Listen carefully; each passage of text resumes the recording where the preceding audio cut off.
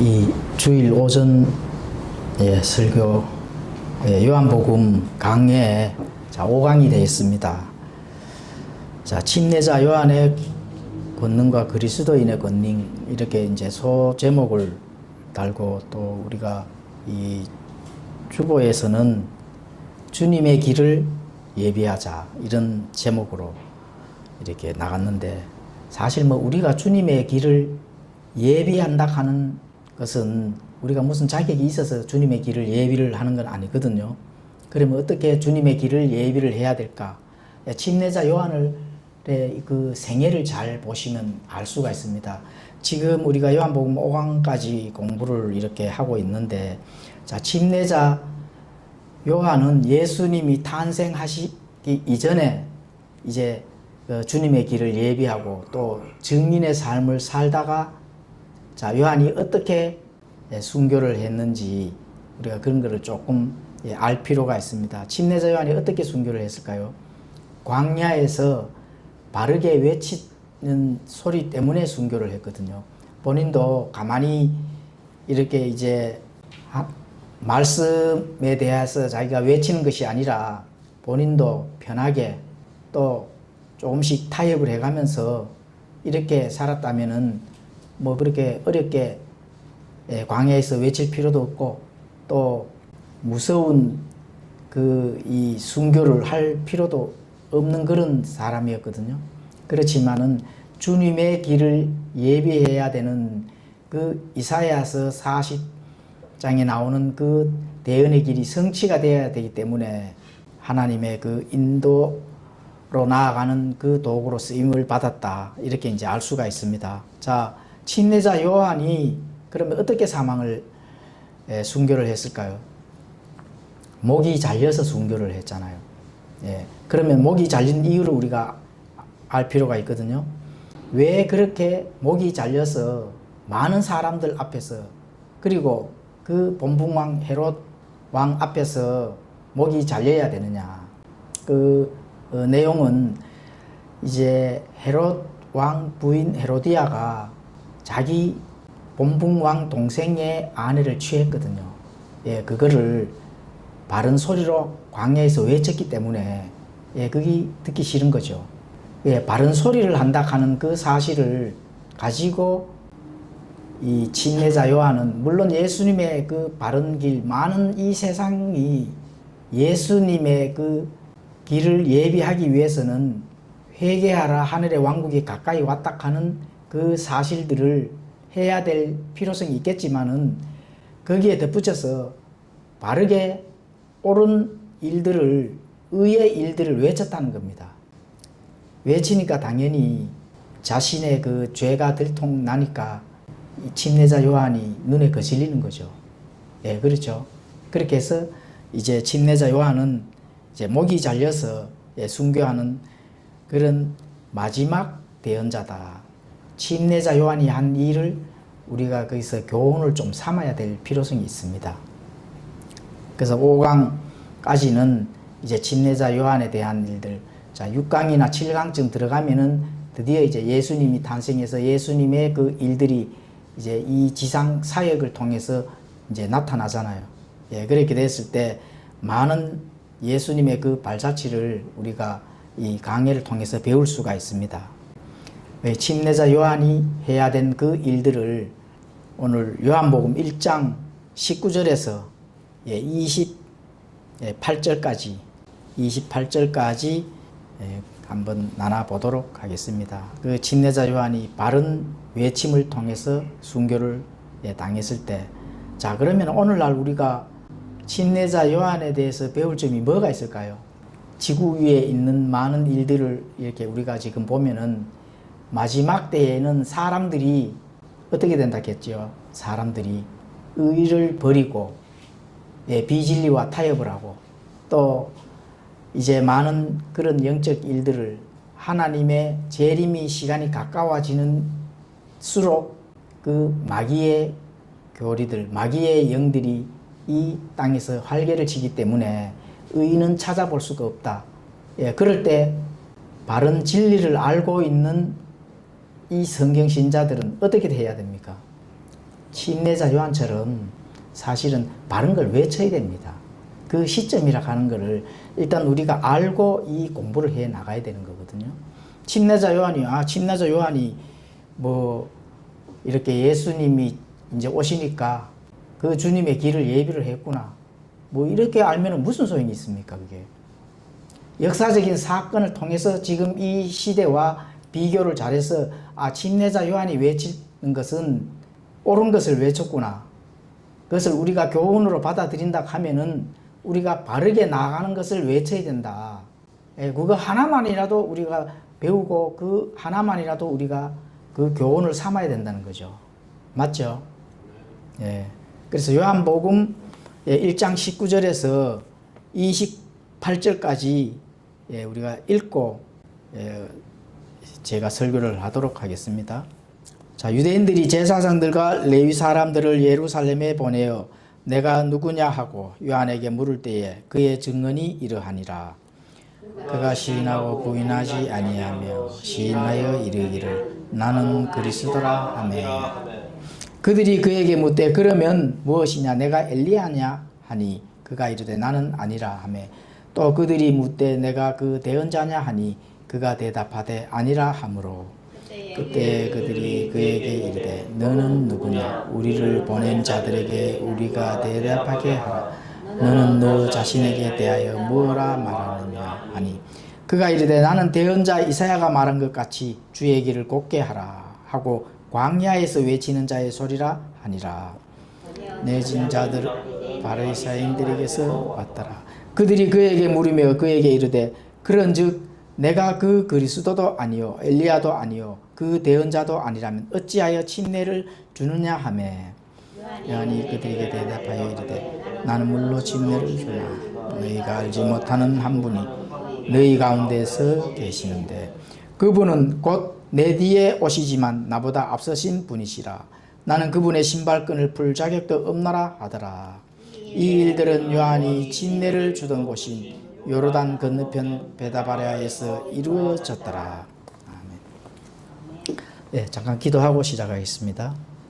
하나님 아버지, 오늘 또 요한복음 강의 침례자 요한에 대해서 공부를 하면서 과연 이 침례자 요한의 한 일에 대해서 또 거기에 숨은 아버지 하나님의 그 뜻, 또 깊은 뜻, 침례자 요한이 하는 그 영적 일들을 우리가 오늘 또 배우고자 합니다. 아버지, 이 말씀 속에서 참된 복음의 진리를 우리가 건져서 마음밭에 잘 심을 수 있도록 도와주시고 심었던 것이 열매로 자랄 때 그 일들이 바깥으로 드러날 수 있도록 주님 우리의 마음과 심령과 또 우리가 삶의 여정들을 주장하여 주시고 인도하여 주시옵소서. 그래서 진리 안에서 승리하는 저희들이 될 수 있도록 도와주시옵소서.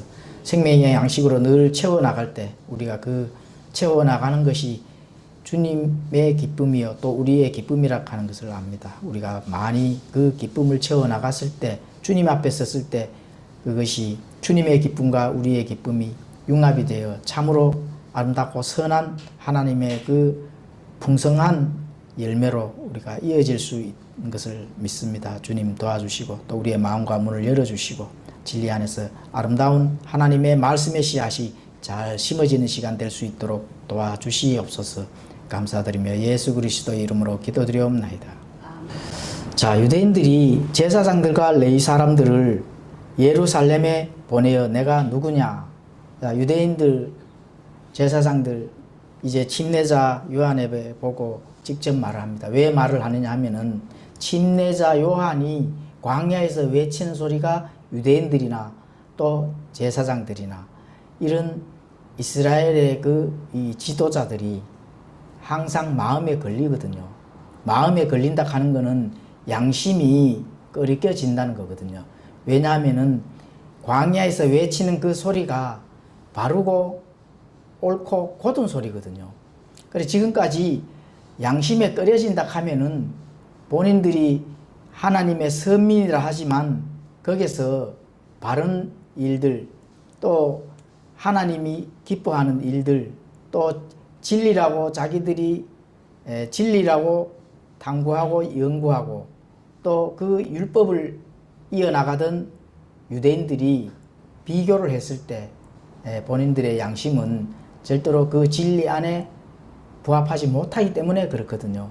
그러니까 도대체 너는 누구냐? 이렇게 이제 묻는 겁니다. 그런데 침례자 요한이 외치는 광야의 소리에 유대인들이 떨고 있다는 거죠. 그래서 정말로 이 침례자 요한이 메시아인지 아니면은 본인들이 알고 있는 그 예수님께서 전달해 주신 메시아가 오기 전에 엘리야가 먼저 와야 된다 하는 그 성경 기록에 따라 정말로 엘리야인지 떨리는 마음으로 기대 반, 의심 반 이렇게 바로 요한에게 묻는 겁니다. 도대체 당신은 누구냐? 누구이기에 침례를 주고 광야에서 양심이 떨고 무서운 그런 바른 소리를 하는가? 이렇게 이제 침례자 요한에게 직접 이제 질문을 던지는 겁니다. 우리가 앞전 강의에서도 공부를 했잖아, 그죠? 침례자 요한의 외침은 무슨 외침이었죠? 회개하라, 하늘의 왕국이 가까이 왔다, 이런 외침이거든요. 자, 그 안에 많은 진리의 핵심 그 뜻이 숨어 있다는 겁니다. 그런데 회개하라. 자, 회개하라 하는 거는 유대인들에게는 처음 듣는 소리거든요. 지금까지 회개를 한 번도 해본 적이 없는, 회개가 무엇인지도 알지도 못하는 그 유대인들, 랍비들, 또 이스라엘의 지도자들이 회개하라고 외치니까 도대체 너는 누구냐? 이렇게 이제 질문을 하면서도 무서움과 그 떨림이 그 양심에서 이렇게 드러나는 사실을 우리가 알 수가 있습니다. 우리가 지금 예수님이 재림의 시간이 가까워졌잖아요. 재림의 시간이 가까워졌다는 것을 우리가 성경을 통해서 또 알고, 이 세상이 마지막 때 이제 예수님의 볼날이 얼마 남지 않았다 하는 그 사실을 우리가 성경 말씀을 통해서 알 수가 있습니다. 그럴 때 우리의 마음이 떨리는가요?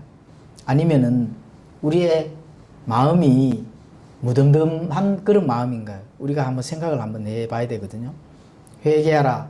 물론 이 요한의 침례는 유대인들에게 외치는 침례입니다. 근데 그게 우리가 영적으로 받아들일 때 회개하는 거랑 똑같거든요. 그래서 우리의 마음과 심령들이 하나님이 이제 곧 심판의 주로서 이 땅에 발을 딛고 오신다면은 우리가 마음이 떨리는지, 아니면은 담담한지, 아니면은 뭐 오시면 오시는 거고 오히려 담대한지, 이런 거를 잘 나누어 볼 필요성이 있거든요. 그래서 어찌됐든 저는 떨립니다. 무섭기도 하고 또 어떻게 해야 될지 항상 고민을 하게 되는 거죠. 왜냐하면은 우리가 진리를 탐구하고 연구하고 하나님의 뜻을 알고 나간다고 하지만은 100% 거기에 합당한 길을 걸지를 못하잖아요. 그러니까 떨릴 수밖에 없거든요. 하나님 앞에 섰을 때 과연 내가 하나님 앞에 내어놓을 수 만한 믿음이 되는 건지, 또 내가 선한 열매를 맺어서 그게 정말로 선한 열매라고 내놓는 것이 선한 열매인지 알지를 못합니다, 사실은. 그러니까 무섭고 떨리는 마음이 항상 가지고 있는 거거든요. 그래서 항상 우리가 이 침례자 요한의 그 외침 속에서 그것을 오늘 우리에게 영적으로 받아들인다면은 예수님을 믿고 있는 그리스도인들은 합당한 발걸음을 걸어가야 된다. 합당한 발걸음을. 자, 이 유대인들이 굉장히 무섭고 떨림으로 이제 침례자 요한에게 질문을 이제 던지는데, 유대인들은 메시아가 오기 전에 먼저 누가 와야 된다고 알고 있느냐 하면은 엘리야가 와야 된다고 알고 있습니다. 엘리야. 그래서 그 대언자 엘리야인지 정말로 엘리야인지, 엘리야가 왔다 이래 되면은 곧 자신들을 구원해 줄 메시아가 이제 곧 오겠구나, 이게 구약에 이미 대언이 되어가 있습니다. 그래서 알고 있는 사람들은, 알고 있는 유대인들은 거기에 대해서 굉장히 궁금하고 떨리는 마음으로 질문을 하는 거죠. 그러면 왜 엘리야인지 이렇게 알 수가 있냐 하면은 수많은 사람들이 요한에게 침례를 받잖아요. 회개도 하고. 예, 그러니까 이제 침례자 요한이 많은 백성들이 침례도 받고 회개도 하고 그 수만 명이 그렇게 이제 하니까 많은 유대인들의 그 지도자들, 이스라엘을 이끌어가는 그 지도자들이 정말 궁금한 거죠. 그래서 직접 가서 이제 묻는 게 바로 그것입니다. 그런데 요한이 침례를 줄 뿐, 회개를 하라고 이렇게 외칠 뿐 기적을 행한 것은 없거든요. 예, 기적을 행하고 또 뭔가를 보여줘야만이 표적, 이적 이런 것들을 보여줘야만이 하나님에게서 왔구나 하는 것을 유대인들은 이미 과거에 옛날부터 구약 때부터 그게 전통적으로 이어왔기 때문에 아무 기적을 행하지 않으니까 그거에 대해서 이 침례자 요한이 정말로 메시아일까 아니면은 엘리야인가 이런 것들을 이제 생각하면서 그래도 그 중에 믿는 사람들이 있었습니다. 왜냐하면 침례를 주고 회개를 외치니까 많은 백성들이 이분이 바로 약속된 메시아일 것이다. 이렇게 이제 생각을 했을 겁니다. 물론 침례자 요한이 메시아가 아니잖아요. 그죠? 메시아 맞아요? 아니잖아요. 그리고 엘리야라고 물었을 때 침례자 요한이 엘리야다 이렇게 얘기를 하지를 않았거든요. 자, 이것이 이제 메시아가 오기 전에 먼저 엘리야가 와야 된다 하는 이거는 말라기 4장 5절에 보면은 그렇게 기록이 되어 있습니다. 말라기 4장 5절 보라 크고 두려운 주의 날이 이르기 전에 내가 대언자 엘리야를 너희에게 보내리니. 그러니까 크고 두려운 주의 날이 이르기 전에 내가 대언자 엘리야를 너희에게 보내겠다. 이 말씀이거든요. 보라 크고 두려운 주의 날이 이르기 전에 내가 대언자 엘리야를 너희에게 보낼 때 이게 시기가 어느 시기입니까? 예수님이 초림에 오시기 전에 먼저 엘리야가 준다 하는 그 시기가 아니거든요. 왜 아니냐 하면은 초림 때가 아니라 재림 때 교회가 휴거된 이후에 일어날 일들 바로 7년 환란기 때에 하나님께서 이 말씀을 주신 거라는 겁니다. 그러니까 말라기 4장 5절에 보라 크고 두려운 주의 날이 이르기 전이라고 이렇게 말씀하는 걸로 본다면은 크고 두려운 주의 날이거든요. 그러면 예수님이 이 땅에 오실 때 크고 두려운 뭔가가 있어야 된다는 거죠.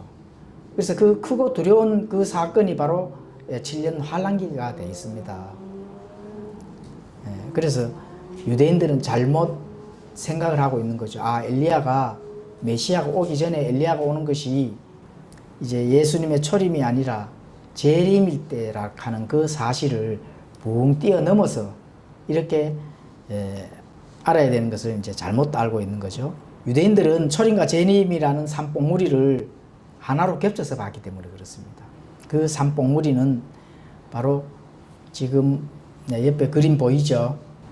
자, 구약시대 대언자들이 본 것 이렇게 했을 때 초림과 마지막 재림, 초림 때 메시아가 오는 거하고 그리고 또 재림 때 메시아가 오는 거하고 이게 일렬로 하나로 본다 하면은 두 개로 보여요? 하나로 보여요?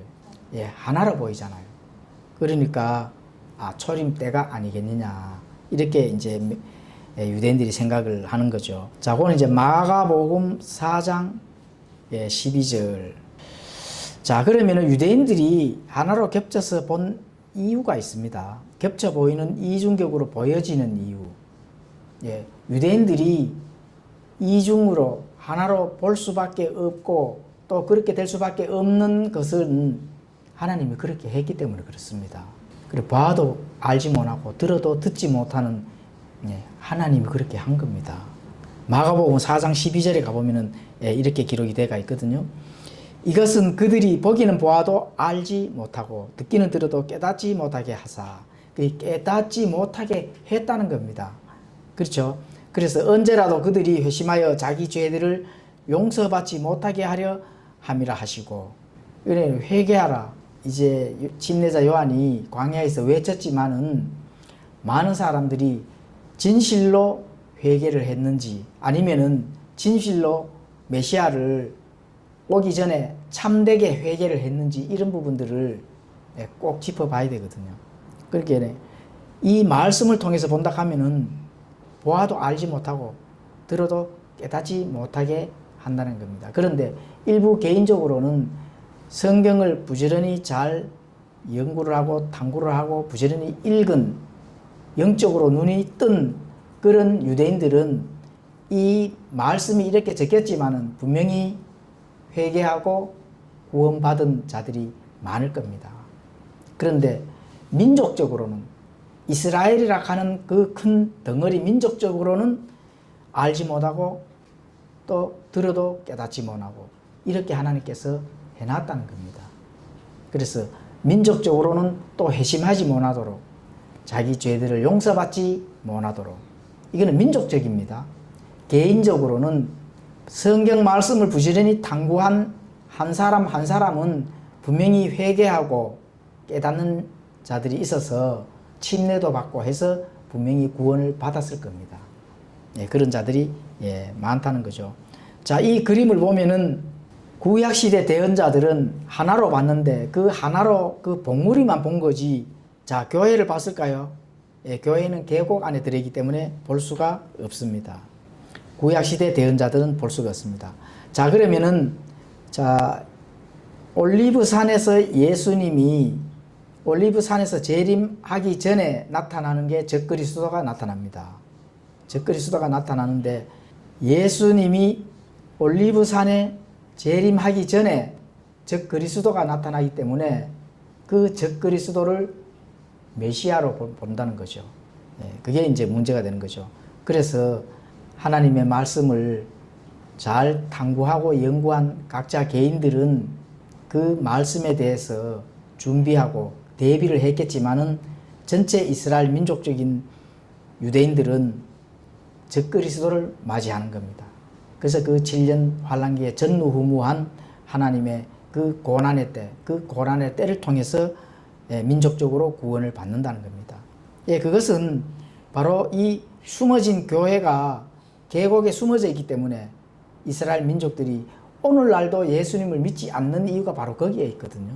물론 많은 이제 시대적 배경이라면은 이스라엘 민족적으로, 국가적으로는 자신의 국가들이 이어온 그 정통성을 나라가 세워졌지만 개인 한 사람 한 사람은 예수 그리스도의 많은 일들을 믿지를 않습니다. 그런 부분들은 하나님께서 이미 눈으로 귀로 닫혀놨기 때문에 그렇거든요. 그 누구를 위해서요? 민족적으로 적그리스도를 맞이하기 위해서 그렇게 되어 있습니다. 그러게 이제 예언의 봉우리라는 겁니다. 자, 천년왕국이라는 어떤 그런 부분도 계곡에 숨겨져 있기 때문에 이스라엘 민족들은 알지를 못한다. 것을 우리가 성경 기록을 통해서 알 수가 있습니다. 자, 유대인들이 이제 침례자 요한에게 너는 누구냐? 이렇게 질문을 했을 때 이 침례자 요한은 엘리야도 아니고 나는 메시아도 아니다. 이렇게 이제 부인을 하죠. 이것은 바로 침례자 요한이 이사야서 40장 1절에서 3절의 그 대언의 말씀을 실천한다 하는 그 것들을 지금 유대인들에게 전달하고 있습니다. 나는 광야에서 외치는 자다. 광야에서 외치고 회개하라 하늘의 왕국이 가까이 왔다. 이런 것을 외치는 그 기준점이 우리가 앞전에 강의에서도 공부를 했잖아. 그죠? 그 기준점은 바로 율법과 은혜를 나누어 놓기 때문에 그렇습니다. 율법과 은혜를 나누어야 되거든요. 왜냐하면 율법의 주인이신 예수님께서 이 땅에 직접 오시기 때문에 그 율법은 끝마쳐져야 되고 방향 전환이 이루어져야 되기 때문에 거기에 역할을 침례자 요한이 지금 하고 있는 겁니다. 그래서 침례자 요한은 바로 그 율법을 끝마치기 위해서 광야에서 외치는 그 마지막 대언자다. 이렇게 이제 알 수가 있습니다. 자, 이사야서 40장 1절에는 이렇게 기록을 합니다. 너희 하나님이 말하노라. 너희는 위로하라. 너희는 내 백성을 위로하라. 너희는 위로하면서 예루살렘에게 말하며 그녀에게 외치되 예루살렘의 싸움은 끝났고 그녀의 불법은 용서되었나니 그녀가 자기의 모든 죄로 인하여 주의 손에서 2배를 받았느니라 할지니라. 광야에서 외치는 자의 소리가 있어 이르기를 너희는 주의 길을 예비하라. 사막에서 우리 하나님을 위해 큰 길을 곱게 만들라. 예, 그렇죠. 이 말씀의 대언이 바로 실천에 옮긴 자가 침례자 요한이라는 겁니다. 그녀의 불법은 용서되었다는 겁니다. 자, 여기서 그녀는 누구예요? 예, 이스라엘 민족들을 얘기하는 겁니다. 그녀가 자기 모든 죄로 인하여 주의 손에서 2배를 받았다. 회개하게 되면은 예수 그리스도를 받아들이게 되면은 바로 뭐가 이루어져요? 하늘의 왕국이 이루어진다는 겁니다. 예, 그죠? 그런데 회개하고 민족적으로 돌이키고 예수 그리스도를 받아들였을까요? 뭐 안 받아들였기 때문에 지금까지 그 하나님의 그 왕국의 권능이 어디로 넘어갔어요? 이방인대로 넘어가는 겁니다. 자, 그런즉 내가 그 그리스도도 아니요 엘리야도 아니요 그 대언자도 아니라면 어찌하여 침례를 주느냐 하며, 자, 유대인들 다시 묻습니다. 그러면은 내가 그리스도도 아니고 그런데 엘리야도 아니라면은 또 그 대언자는 출애굽기에 가보면은 모세와 같은 대언자를 또 보내준다고 이렇게 대언이 되어 있거든요. 그래서 모세와 같은 대언자, 유대인들은 모세와 같은 대언자를 기다리고 있는 겁니다. 그 모세와 같은 그 대언자가 바로 그 대언자입니다. 왜 침례를, 너가 무슨 자격으로 침례를 주느냐? 예, 이렇게 이제 묻는 거죠. 왜 요한은 침례를 주는가? 왜 요한이 침례를 줘요? 무슨 권능으로? 예, 사실 오늘 오전 설교의 핵심 내용은 바로 그거거든요. 왜 요한은 침례를 주면서 무슨 권능으로 침례를 주는가? 유대인들이 궁금해하던 그 권능, 그 권리, 그것이 이제 우리가 공부를 해볼 필요성이 있습니다. 자, 마태복음 17장 10절에서 13절에 가보면은 이렇게 말씀합니다.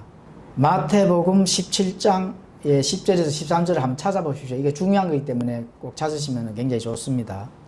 자, 마태복음 17장 10절에서 13절을 제가 읽을 때 속으로 한번 같이 읽어보시면은 우리가 이 성경 해석하는 데 매우 도움이 됩니다.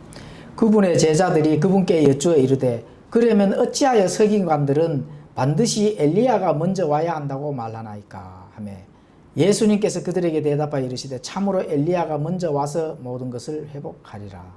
그러나 내가 너희에게 이르노니 이미 엘리야가 왔지만 그들이 그를 알지 못하고 무엇이든지 자기들이 원하는 것을 그에게 행하였도다. 사람의 아들도 그와 같이 그들에게 고난을 당하리라 하시며, 그제야 제자들이 그분께서 자기들에게 침례자 요한에 대하여 말씀하셨음을 깨달으리라. 자, 침례자 요한이 엘리야라고 합니까? 엘리야가 아니라고 합니까? 예수님께서 침례자 요한은 엘리야라고 합니다. 예수님께서 직접 말씀하시잖아요. 반드시 엘리야가 먼저 와야 한다고 말하나이까? 이렇게 했을 때 예수님께서 그에게 대답하되 참으로 엘리야가 먼저 와서 모든 것을 회복하리라. 이렇게 하면서 마지막에 가잖아요. 그제야 제자들이 그분께서 자기들에게 침례자 요한에 대하여 말씀하셨음을 깨달았느니라. 그럼 침례자 요한이 엘리야입니까? 아니거든요.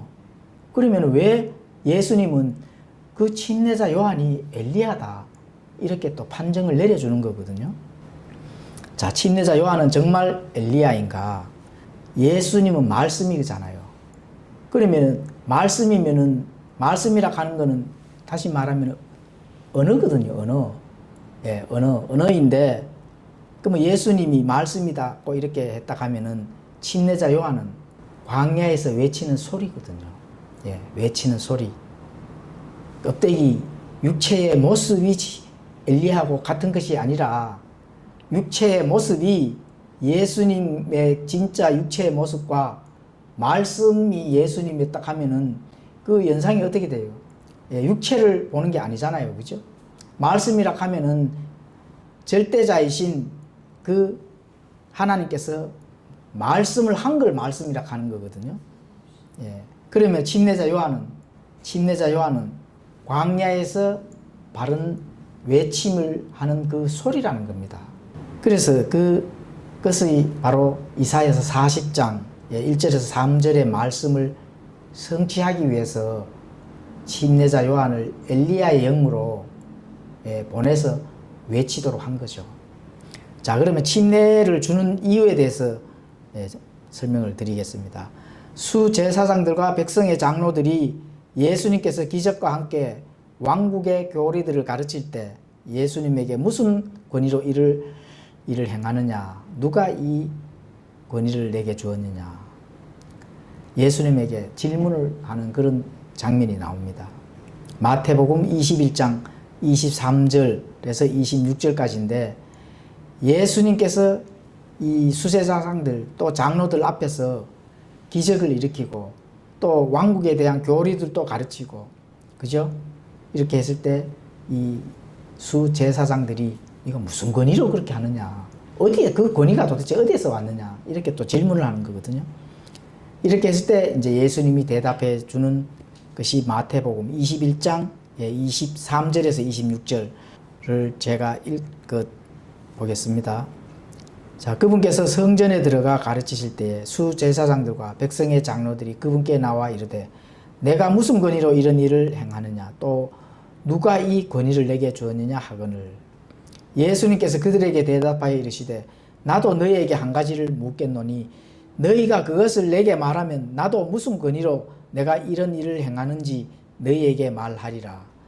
요한의 침례가 어디로부터 왔느냐, 하늘로부터 왔느냐 아니면 사람들에게서 났느냐 하시매, 그 요한의 침례가 하늘로부터 그 권능이 왔는지 아니면 그냥 이 세상 땅에서 사람들에게서 왔는지, 이거를 바로 수제사장들에게 예수님께서 바로 질문을 던집니다.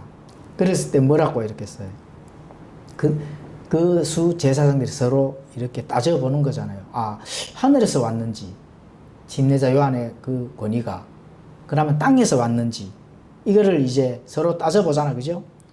그러면은 하늘로부터 왔다 하면 어찌하여 너희들은 그러면 그 안 믿느냐? 많은 백성들이 침례도 받고 회개하지만 도대체 너희들은 왜 그러면 안 믿느냐?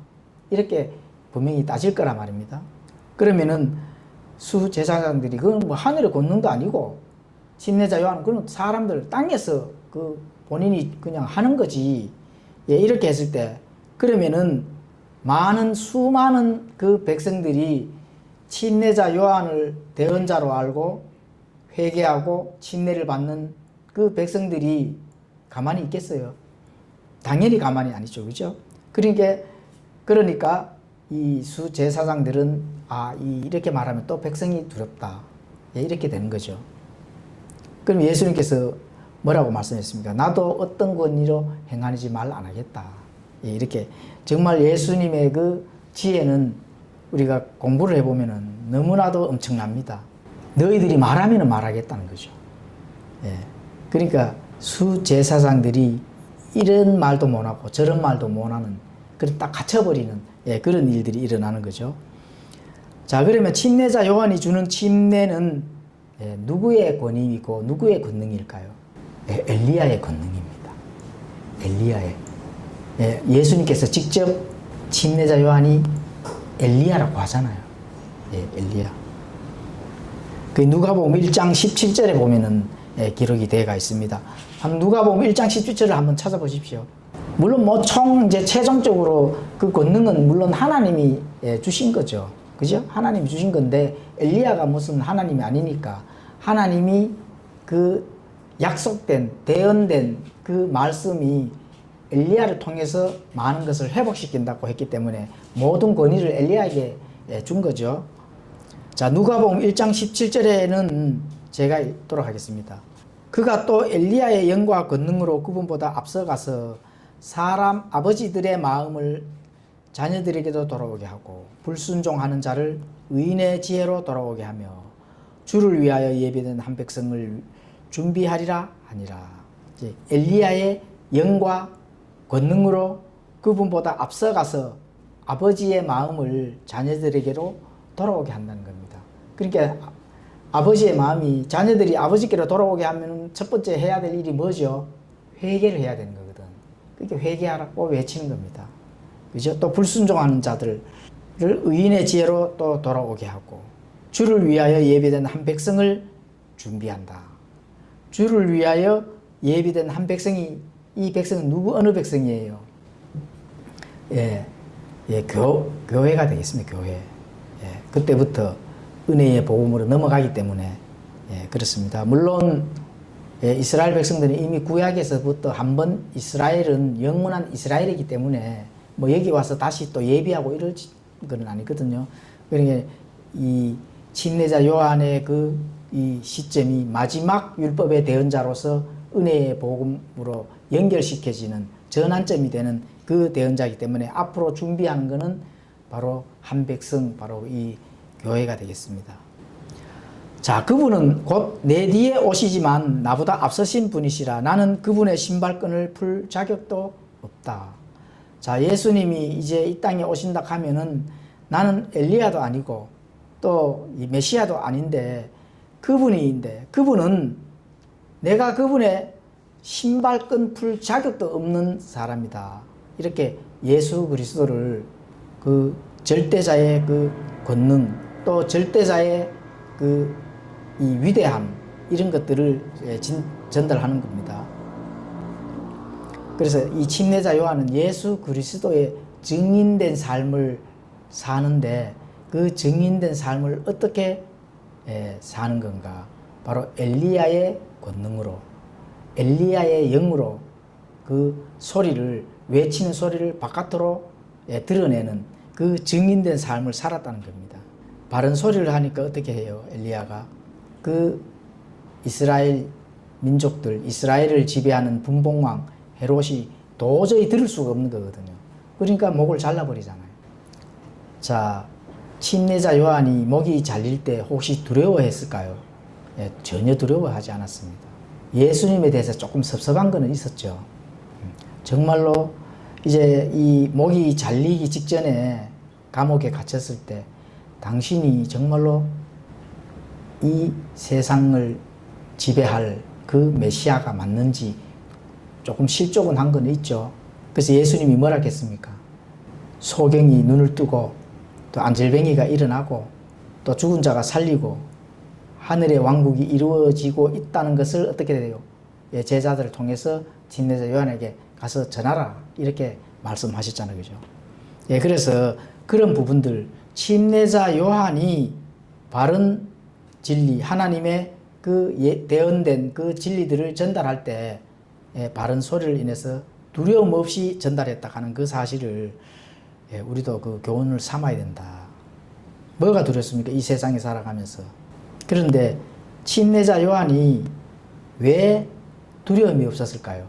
그 분봉왕을 직접적으로 대고 판단을 하고 질책을 하는 그런 외침을 했다면 왜 두려움이 없을까요? 엘리야이기 때문에 그렇습니다. 엘리야는 뭐죠? 엘리야가 누구예요? 하나님과 동행하고 죽음을 보지 아니하고 하늘의 휴거된 대언자잖아요. 구약 중에 유일하게. 맞죠? 그런 사실을 침례자 요한이 몰랐을까요? 뭐 당연히 알죠. 하나님의 그 엘리야의 그 삶, 하나님과 정말 동행한 그 엘리야의 영이 그 안에 들어와 있는데 두려울 일이 전혀 없는 거죠. 그래서 분봉왕이면은 네가 왕이지 왜 불법을 저지르냐, 가차없이 그냥 질타를 하고 판단을 하고 질책을 한 거죠. 분봉왕은 본인의 양심은 당연하게 어떻게 돼요? 저 바른 소리를 하는 침례자 요한의 목을 잘라라, 이렇게 된 거죠. 기회만 엿본 겁니다. 그분의 신발끈을 침례자 요한이 이 땅 위에서 사람으로 태어난 이 땅 위의 사람 중에 제일 큰 자라고 예수님께서 말씀했거든요. 그런 자가 앞으로 올 그 메시아 그리스도는 나는 그분의 신발끈을 풀 자격도 없다 하는 것은 여기서 뭐가 우리가 알 수 있어요? 그분은 엄청난 심판자라 하는 거, 너희가 무섭고 두려움을 가져야 된다 하는 그거를 전달하는 것. 바른 소리를 해서 많은 사람들이 분봉왕이 깜짝 놀라서 침례자 요한의 목을 자를 정도로 그런 정도로 바른 소리를 했다 하면은 예수 그리스도의 신발끈을 풀 자격도 없는 자가 그런 소리를 했다 하면은 예수님이 왔다 하면은 어떻게 될까요? 그분은 곧 온 세상을 심판할 또 바른 의로서 판단을 할 판단의 공의를 할 바로 하나님이라 하는 그런 부분들을 바로 전달하는 겁니다. 오늘날 예수 그리스도의 증인의 삶을 사는 그리스도인들은 누구의 권능으로 예수 그리스도의 증인의 삶을 사는가? 근데 예수 그리스도의 증인의 삶을 안 산다면은 뭐 이 말이 이렇게 뭐 깊게 탐구할 필요성도 없죠. 그죠? 근데 예수 그리스도의 증인된 삶을 산다면은 도대체 누구의 권능으로 예수 그리스도의 증인을 사는가? 이 고민을 해봐야 됩니다. 혹시나 목사의 권능으로 증인의 삶을 사는가요? 네, 누구의 권능으로 증인의 삶을 사요? 혹시라도 진짜 증인의 삶을 살아가는 그 사람을 쫓아가면서 나도 그렇게 해보고자 그냥 뒤를 발자취만 쫓아가는 그런 증인의 삶을 권능인가요, 그게? 목사의 권능이나 교단의 권능이나 교회의 권능으로 삶을 사는 거 아닌가 고민을 해봐야 됩니다. 깊게 고민을 해야 되죠. 예수 그리스도의 증인의 그 삶 속에서의 그 권능은 어디에서 나와요? 그리스도의 영의 권능이 나오는 겁니다. 그리스도의 영. 우리는 그리스도의 영의 권능으로 증인의 삶을 살거든요. 그래서 겁이 없어야 됩니다. 담대하게 전투력에 임해야 된다는 거죠. 침례자 요한은 엘리야의 영의 권능으로 증인의 삶을 마쳤다면은 그리스도인은 누구의 영으로요? 그리스도의 영으로. 또 그리스도의 영의 권능으로 그 증인의 삶을 마쳐야 되는 겁니다. 내 안에 그리스도의 영이 없다면은 당연히 증인의 삶을 못 살죠. 그게 중요한 겁니다. 침례자 요한도 엘리야의 영의 권능이 아니면은 자기가 목이 잘리도록 목을 내줄 수 있겠습니까? 안 되죠, 당연히. 그래서 그 증인의 삶을 살 수 있었던 겁니다. 근데 오늘날 그리스도인은 그리스도의 영의 권능을 가지고 있지 않다면 당연히 증인의 삶을 못 살죠. 그러면은 로마서 8장 9절에 가보시면은 바로 어떤 증인의 권능으로 살아야 되는지 말씀을 해주는 겁니다. 로마서 8장 9절. 그러나 너희 안에 하나님의 영께서 거하시면 너희가 육신 안에 있지 아니하고 성령 안에 있나니 이제 어떤 사람에게 그리스도의 영이 없으면 그는 그분의 사람이 아니니라. 그리스도의 영이 없으면은 예수님의 사람이 아닌 거죠. 그리고 또 그리스도의 영이 없다면은 이 땅에서 예수 그리스도의 증인의 삶을 살 수 없습니다. 고민을 해봐야 되죠. 그러면은 내 안에 그리스도의 영이 없다면은 그분의 사람이 아니라 가잖아요. 그럼 결국 뭐예요? 그럼 결국 뭐죠? 구원받은 자가 아니라는 거죠. 다시 말하면. 뭐 거기까지 고민을 해봐야 된다는 거죠. 그래서 우리가 침례자 요한이 한 그 일들을 가지고 우리가 교훈을 받을 수 있는 거는 엘리야의 영과 권능으로 주의 길을 예비를 했다면 우리는 엘리야 영은 아니잖아요. 그리스도의 영으로 증인의 삶을 살고 또 예수님의 재림의 그 길을 예비를 해야 된다는 거죠. 복음을 부지런히 전하고 예수님께서 이 땅에 오셔서 이제는 많은 사람들을 죄에서 건지는 그런 이 구원자로 오시는 것이 아니라 앞으로 오실 예수님은 무슨 예수님으로 오실까요? 심판주로 오신다는 것. 그 예수님이 오실 때 그때는 구원받을 수 있는 기회가 없습니다. 이 땅에서 예수님이 직접 올리브산에 발을 디딜 때 이제 정말로 예수님이 저거는 맞다. 내가 그분을 믿고 회개하고 구원을 받아야지. 그럼 구원 돼요, 안 돼요? 안 되죠, 당연히. 그때는 이미 늦습니다. 그때는 어떻게 해야 돼요? 예수님이 발을 딛기 전에 침례자 요한처럼 목을 내놔야 된다. 목이 잘리면 돼요, 구원받아. 그런데 과연 목이 잘릴 수 있을까요? 왜 못 잘라요? 목을 내가 순교를 해야 되겠다. 목을 왜 못 내놓을까요? 침례자 요한이 엘리야의 영이 있기 때문에 순교를 할 수 있는 것처럼 그리스도의 영이 없으면 내놓을 수가 없습니다. 물론 그 전에 거기까지 하나님께서 가지 않도록, 그죠? 이 신자들, 하나님을 믿는 백성들은 거기까지 가지 않도록 해주시는 것이 은혜입니다. 은혜. 그렇죠. 그런데 중요한 거는 지금도 그리스도의 영이 없다면은 거기까지 가야죠. 그게 중요한 거잖아요. 그리스도의 영이 없으니까 환란기 안에 이방인이든 유대인이든 들어가야지. 당연히 내일이라도 자, 하나님께서 교회를 휴거를 시키고, 자, 교회를 휴거됐는데 나는 휴거가 안 됐네. 그러면 내 안에 그리스도의 영이 없었다는 거거든요. 증인의 삶을 안 살았다는 거거든. 그러면 어떻게 돼요? 그럼 당연히 환란 시기로 넘어가야 되죠. 거기에서 살려고 하면은 침례자 요한처럼 목이 잘려야 된다. 그래야만이 구원을 받습니다. 과연 그래 될까요? 안 되죠, 당연히. 타협을 하는 거죠. 타협을 할 수밖에 없는 거에, 이 은혜의 복음 시대에도 그 예수 그리스도의 영을 받지 못했다면은, 자, 환란 시기에 넘어가서 예수님의 말씀을 지킬까요? 당연히 안 지키죠. 왜냐면 거기에 들어가면은, 거기에 들어가는 합당하게 또 타협할 수 있는 그 적그리스도의 정치 세계를 답을 내주거든요. 이재명이를 한번 봐보십시오. 좋은 거, 뭐, 국민을 위한 번쩍거리하게 말은 잘하잖아요. 자, 마귀는 속이는 자거든. 거짓말쟁이의 앱이잖아요. 그러면 7년 환란기에 들어가서 적그리스도는 그 마귀인데, 마귀가 어떻게 돼요? 속이지, 당연히. 그러면 타협할 수밖에 없습니다. 죽지도 안 하고, 내가 목을 내놓지도 안 해도 되고, 타협하면은, 아, 살 길이 있네. 이렇게 속는 거죠.